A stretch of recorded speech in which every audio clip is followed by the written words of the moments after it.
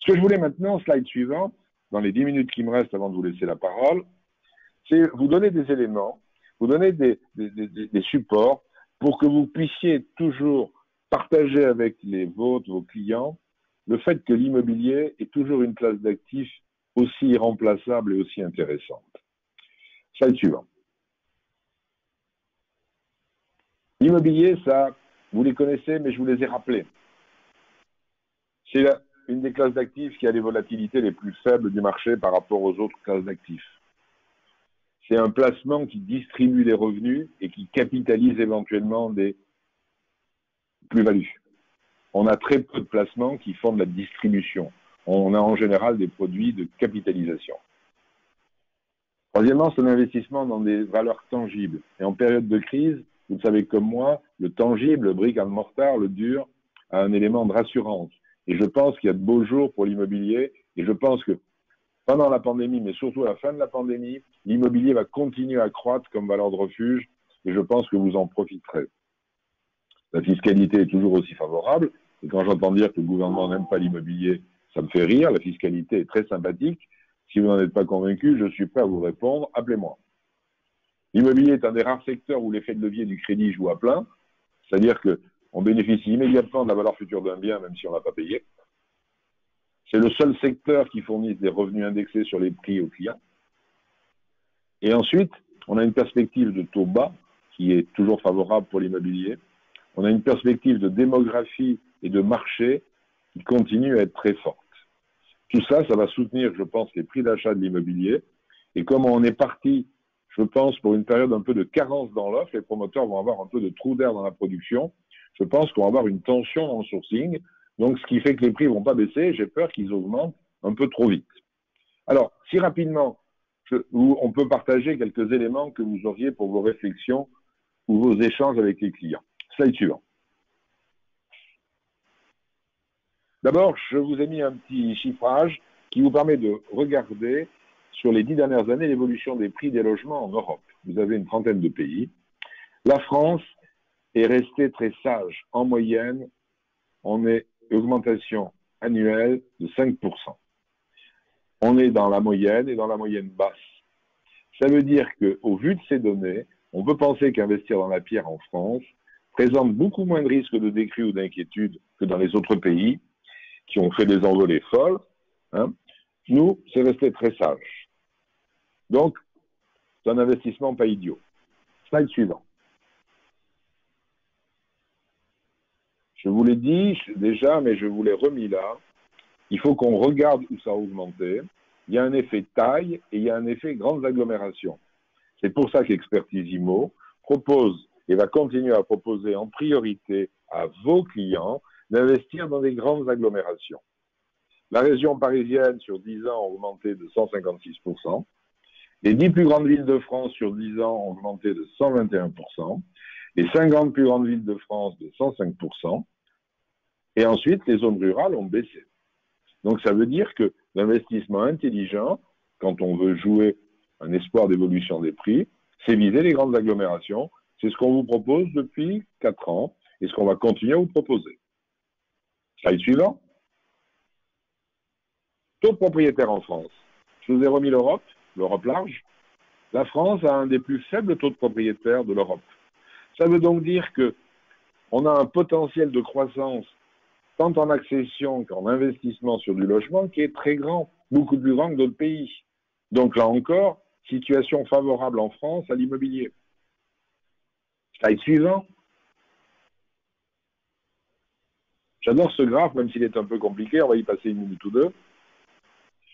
Je vous ai pris une durée moyenne, mais on pourrait l'avoir sur d'autres durées pour ceux que ça intéresse. C'est le rapport entre la volatilité et la performance. Alors, la volatilité, je rappelle, pour que tout le monde soit bien dans le coup, c'est plus un produit est volatile, plus il peut avoir des hausses et des baisses de prix rapides et fortes. C'est-à-dire qu'il a des amplitudes de montée ou de descente très fortes. Ça veut donc dire que le moment où on rentre est très important parce que si on rentre à un pic, ça peut descendre, donc il faut faire très attention. De l'autre côté, la performance, c'est le rendement moyen annuel. Et là, on vous a mis les grandes classes d'actifs. On s'aperçoit que le logement, qu'il soit Paris ou France, est un des meilleurs rendements sur 20 ans, qu'il est dans volatilité très bas. Alors, il est battu par deux choses, par les actions et par les foncières, mais qui ont un risque 4 fois plus grand. Donc, c'est ça qu'il faut qu'on sache.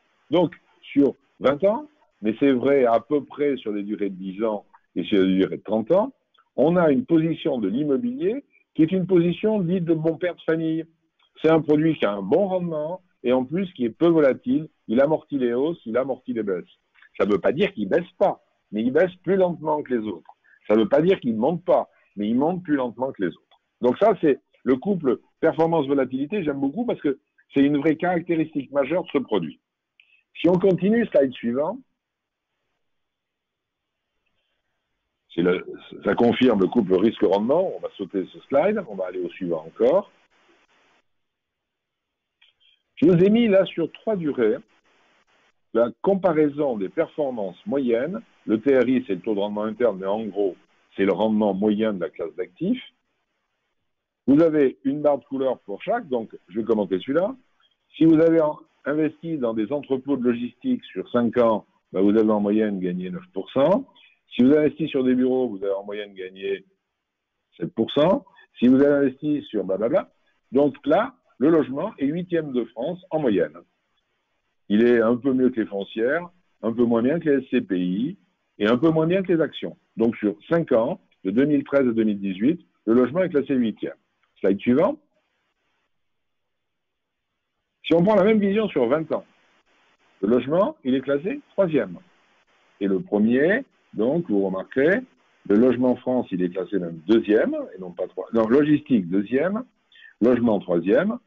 On remonte. Slide suivant. Si on regarde sur 30 ans, de très loin, c'est le logement qui est meilleur. Ça veut donc dire qu'on a une vision à long terme. Tout ça, c'est juste pour vous rassurer sur la vision long terme et le court-termiste à 15 jours. Sur du long terme, l'immobilier, on ne se trompe pas. Sauf si on se trompe sur la localisation du bien immobilier. C'est ce qu'on essaie de ne pas faire. C'est pour ça qu'on a une équipe de 3 personnes qui ne font que s'occuper du tri, de l'étude, du sourcing et des logements qu'on vous propose. C'est ça le vrai risque. C'est d'acheter dans un endroit catastrophique. Il vaut mieux avoir le plus vilain bien dans un bel endroit que le plus beau bien dans un mauvais endroit. Et c'est ce qu'on essaie de vous faire faire. On va continuer pour que je maintienne mon temps de parole. Donc, sur une longue période, l'immobilier est irremplaçable. Ne le jugez pas à 3 ans. Slide suivant. Ça nous paraît nécessaire pour vous rassurer sur nos choix stratégiques. Vous avez vu le choix stratégique d'aller dans les grandes agglomérations. On vous l'a montré, on vous l'a chiffré. Là, c'est le choix stratégique du marché des étudiants et du marché des seniors. Il y a en France un peu moins de 3 millions d'étudiants. Il y a un peu plus de 350 000 étudiants internationaux. En face de ça, il y a 400 000 appartements étudiants. Et il y a près de 70% des étudiants qui n'habitent plus chez leurs parents. Cherchez l'erreur. Donc le marché de l'étudiant, il est considérable. Le parc actuel couvre 20% du besoin. Donc, même si on a un loyer pas payé, ce que je ne souhaite pas, pour un de nos clients, on est sur un choix qui est judicieux. On est sur un marché qui existe et qui va durer. Si nous continuons, le slide suivant, sur le marché du senior. Aujourd'hui, il y a 13 millions de personnes en France qui ont plus de 65 ans, c'est-à-dire 20% de la population. Ces chiffres ont doublé en 50 ans et ils vont continuer à augmenter à la même vitesse. Donc ça veut donc dire que nous avons un marché potentiel merveilleux. 13 millions de plus de 65 ans aujourd'hui, 22 millions en 2070. Ça ne peut qu'augmenter. Et le marché va bouger. Alors, je maintiens que nous n'irons toujours pas sur le marché des EHPAD, même s'il y en a besoin. Ça n'enlève rien. Soyons clairs, l'EHPAD est un bien absolument nécessaire pour nos anciens qui sont dépendants et médicalisés. Mais c'est un mauvais choix aujourd'hui sur le plan de l'investissement. Donc, je ne critique pas dans mes propos les EHPAD, mais je dis que ce n'est pas la classe d'actifs qu'on doit préconiser à nos clients. Mais par contre, le marché du senior non médicalisé, et c'est quoi le marché du senior non médicalisé? C'est des résidences où il y a pas de marche d'escalier, c'est des résidences où il y a des plans inclinés, c'est des résidences où il y a plus de douches que de baignoires, c'est des résidences où l'accessibilité est bonne. C'est pas des produits hyper typés qu'on ne pourrait pas reconvertir s'il y avait un problème. C'est des produits qu'on peut habiter même si on n'est pas senior, avec quelques services communs que sont de la restauration ou des bibliothèques. Donc sur ce type de produit très peu typé, je pense que le marché est devant nous. Et la preuve, c'est qu'aujourd'hui, nous n'avons pas de souci dessus, nous n'avons pas de souci de remplissage, nous n'avons pas de souci de paiement de loyer. Donc il faut qu'on continue dans nos choix stratégiques. Je maintiens, et je suis très fier du petit morceau de chemin qu'on a parcouru en 6 ans, je maintiens que nos choix ont été les bons. Et c'est pas parce qu'il y a cette diable de pandémie qui nous gêne tous et que nous voulons arrêter qu'il faut qu'on les change et il faut qu'on continue à garder raison. Enfin, on va voir, nous arrivons quasiment à la fin. Slide suivant. Donc, pendant cette période, nous sommes convaincus qu'il faut continuer à avoir des clients, il faut continuer à communiquer sur l'immobilier et que l'on peut vendre de l'immobilier à distance. J'ai eu 2-3 exemples tout à fait amicaux que je pourrais partager avec vous de clients qui ont été traités, que l'on n'a pas vus et qu'on a traités 100% à distance. Et on propose aux ensembles des équipes aujourd'hui de faire des opérations de contrat de réservation. Grâce aux nouvelles conditions des contrats qui permettent aux clients de signer sans être pris et d'avoir la capacité de réfléchir jusqu'à la fin de la pandémie largement. On a même fait relâcher les délais d'obtention de financement à 90 jours après la fin de la pandémie et non plus 45 jours après la signature du contrat. On vous a fabriqué de nouveaux supports de vente à distance qui permettent d'avoir un entretien client avec un peu comme un webinaire, en lui envoyant des documents actifs et animés pour lui faire visiter à distance des biens. On en a profité pour aller voir des promoteurs qui ne vendent plus pour leur dire « donnez-nous des biens que vous ne nous auriez pas donnés », c'est le cas, et en qualité et en diversité. Et on va vous donner des supports pour mieux communiquer. Et là, je crois que l'on a mis 2 exemples, slide suivant. Nous avons 3 exemples. On a obtenu, par exemple, on a super bien vendu un produit qui était le Carré Philippon à Rouen, qui est une résidence senior dans une ancienne caserne classée monument historique en face de l'abbatiale de Rouen. On a vendu la moitié de la résidence, elle est gérée par Jardin Arcadie qui paie 100% de ses loyers et qui nous garantit qu'il va les payer. Eh bien, on a réussi à obtenir 25 appartements supplémentaires qui seront demain ou après-demain sur le site. Ensuite, on a organisé avec un promoteur, on a commenté l'opération avec un promoteur en négociant, c'est compliqué. On a pris une exclusivité sur une résidence à Bourges, superbe, une résidence senior, on a 130 lots, ils sont ouverts depuis hier, il y en a déjà 4 de réservés. Et on a pris là aussi 50% d'une résidence étudiante d'Eiffage à Cergy-Pontoise, et on va regarder rapidement les 2 images qui sont derrière. Slide suivant. Et là, c'est celle qu'on vient d'ouvrir. On a 125 lots pour nous. Ça va être, je pense, un vrai succès.